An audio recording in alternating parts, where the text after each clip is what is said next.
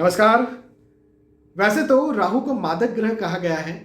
राहु का नाम लेकर के कई लोग डरते हैं, कई लोग राहु का नाम लेकर के डराते हैं, अपना धंधा चलाते हैं। अनफॉर्चुनेटली आज के इस वीडियो में हम बात करेंगे कि यदि आपकी कुंडली में राहु कमजोर है और यदि राहु को मजबूत करके कोई अच्छे फल मिल सकते हैं तो कैसे लिए जाए। दोस्तों मैंने कई सारे ऐसे वीडियोस बनाए हैं जिसमें मैंने अलग अलग ग्रहों के बारे में बताया। निसंदेह राहु के बारे में भी मैंने आपको बताया है। देखिए, सिक्के के दो पहलू होते हैं। राहु की नकारात्मकता है, मानते हैं उस बात को, लेकिन राहु की बहुत सकारात्मकताएं भी हैं। राहु एक डिप्लोमेटिक माइंड देते हैं, डिप्लोमेसी देते हैं, राजनीति देते हैं, कूटनीति देते हैं। राहु जो है वो सही डिसीजन मेकिंग पावर देते हैं। कब, कहां, कैसा, किस प्रकार से शार्पली डिसीजन लेना, ये भी राहु अपने देते हैं। जब मैं कहता हूं डिप्लोमेसी या राजनीति तो इसको नेगेटिव वे में ना लें। एक उदाहरण देकर के मैं आपको समझाता हूं। यदि किसी व्यक्ति के साथ कोई फ्रॉड होता है तो ऑब्वियसली वो व्यक्ति जिसके साथ फ्रॉड हुआ है वो व्यक्ति उस समय भोला बन जाता है। भाई, जो फ्रॉड कर रहे हैं उनके सामने तो वो व्यक्ति भोला ही है ना, तभी तो ना उसके साथ फ्रॉड हुआ।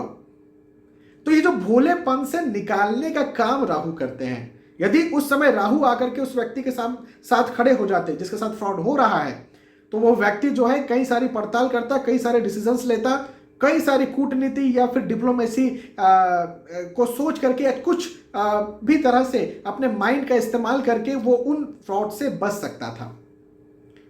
कई बार कई ऐसी चीजें हो जाती है जब हमें लगता है कि यार क्या हमारा दिमाग है, क्यों हमारा दिमाग काम नहीं किया ऐसे समय पर, क्या पागल है हम। कई बार ऐसी स्थितियां बन जाती है। ऐसी स्थितियों से निकालने का काम राहु करते हैं। राहु रंक से राजा बना देते हैं।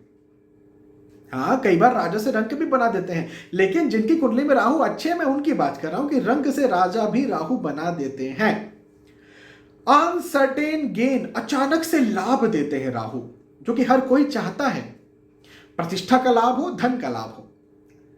लेकिन ऐसी स्थिति में जब राहु कमजोर हो कुंडली में, लेकिन इतने अच्छे अच्छे फल राहु दे सकते हैं, तब मैं क्या करता हूं, मैं क्या कहता हूं। तो राहु यदि कमजोर है और उनको बल देना है तो निसंदेह सबसे पहले नंबर पर मैं ये कहूंगा कि उनका रत्न गोमेद पहना जाए। देखिए, शुरू से मैं एक बात कहते आया हूं कि यदि किसी ग्रह को मजबूती देना है तो पहले नंबर पर यदि कोई थेरेपी है, कोई रेमेडी है, तो वो है रत्नों की रेमेडी, जेमस्टोन्स की रेमेडी।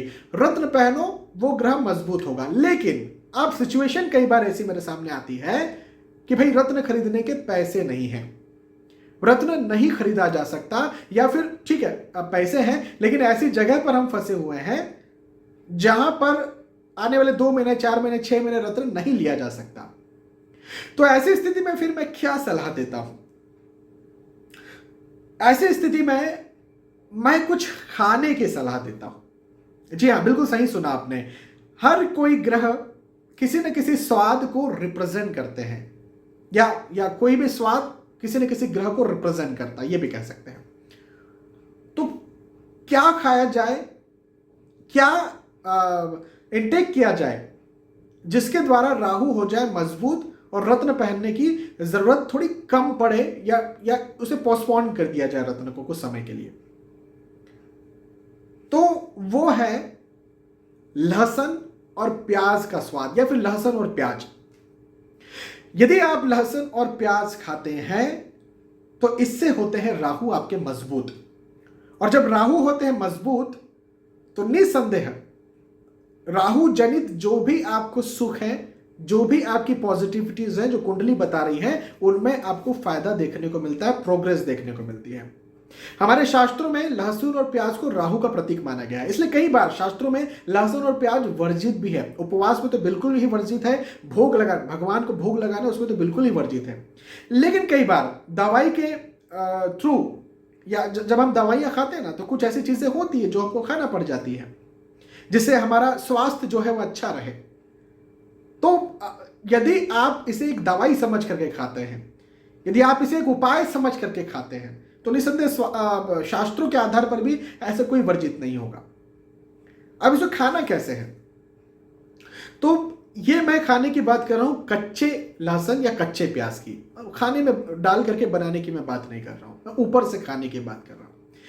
तो कई बार आप ये कर सकते हैं कि लहसुन की जो कली है वो एक कली ली और रोज सुबह जो है, सुबह उठे खाली पेट एक कली लिया, चबा करके खाएं या फिर किसी प्रकार से टुकड़े करके, जैसे मेडिसिन गोली खाते ना पानी के साथ, वैसे आप पी जाएं। ये आप देखें आयुर्वेद में भी इसकी बहुत महत्ता है। ये आपके स्वास्थ्य को, बैड कोलेस्ट्रॉल्स जो होते हैं ना, लिपिड प्रोफाइल जो होता है ना, उसे भी सुधारने का काम करती है लहसुन की कली यदि आप खाते हैं। और यदि आप इसे राहु को मजबूत करने के प्रभाव में इस्तेमाल करते हैं तो राहु भी निसंदेह मजबूत होते हैं। कच्चे लहसुन की कली की मैं बात कर रहा हूं, मैं पके हुए की बात नहीं कर रहा हूं। इसी के साथ साथ जो प्याज होता है, जब आप भोजन करते हैं तो प्याज कई कई जगहों पर तो प्याज काट करके ऊपर से कच्चा खाने का एक प्रचलन है। यदि आप वैसा करते हैं, प्याज काटें, कच्चा प्याज रखें, भोजन भी कर रहे हैं, साथ में से अचार कैसे खाते हैं उसी तरह से प्याज भी खाएं।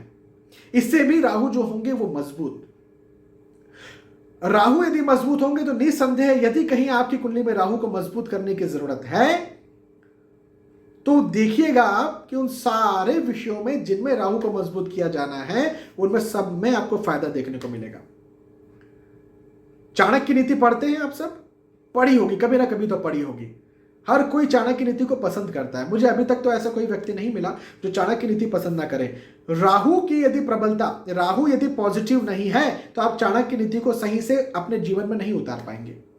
तो चाणक्य नीति को समझने के लिए राहु की प्रबलता और पॉजिटिविटी, प्रबलता का मतलब नेगेटिव यदि है और उनको प्रबल कर लिया जाए, मैं वो बात नहीं कर रहा हूं। यदि कुंडली में पॉजिटिव है और उनको प्रबल किया जाए और अच्छे आपके लिए प्रबल हो तो वो आपको चाणक्य नीति में महान बनाने का काम करते हैं। उसमें आपको जो है बहुत अच्छे रिजल्ट्स देते हैं और आप अपने जीवन में कूटनीति, जीवन में राजनीति या जीवन में डिप्लोमेसी के साथ या डिसीजन मेकिंग पावर के साथ ऐसे काम करते हैं जिससे दूसरों का भी भला हो और खुद का भी भला हो। दूसरों का कैसे भला होगा, मैंने ये उदाहरण पहले भी दिया था, अभी और देता हूँ। मान लीजिए कोई शहर का कलेक्टर है या कोई एसपी है या कोई जो हमारे सुरक्षा विशेषज्ञ होते हैं, ये लोग हैं, आर्मी है।